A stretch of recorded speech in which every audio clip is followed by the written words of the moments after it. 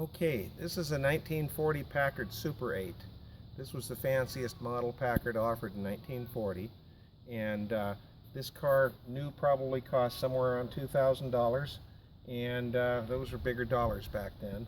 The car has 160 horse flathead straight 8.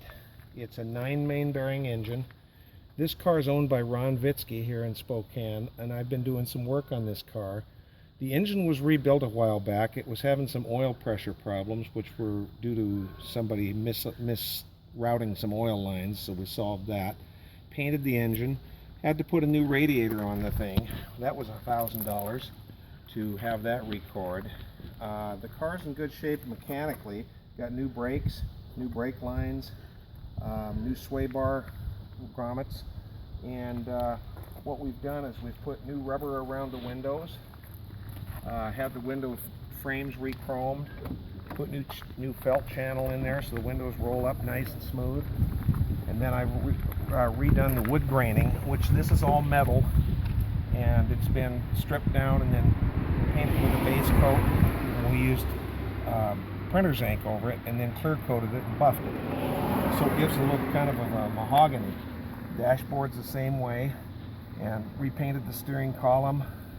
Shimmed up all the linkage on the steering column so that it shifts nice and smooth. And you can see that the doors on this thing open and close nice.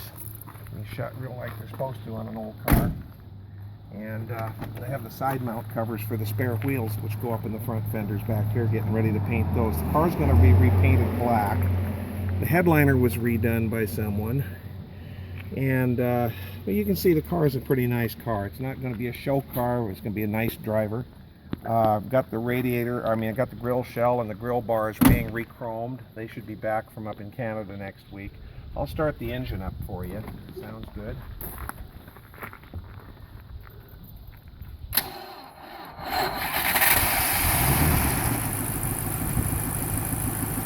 When these straight 8s are tuned, this one hasn't been tuned. This one's just tuned by hand. I haven't put a machine on it yet. But when they're smooth, engine's smoothed out, when the timing's adjusted right on these old straight 8s, you should be able to set a nickel on its side and balance it on the head without falling over from the lack of vibration. This one still needs new transmission rubber mounts, so that should smooth it out somewhat too. But anyway, that's kind of where we're at on it, and hopefully next week we'll get it. Next couple weeks we'll get it painted, and should be a real sweet ride when it's all done.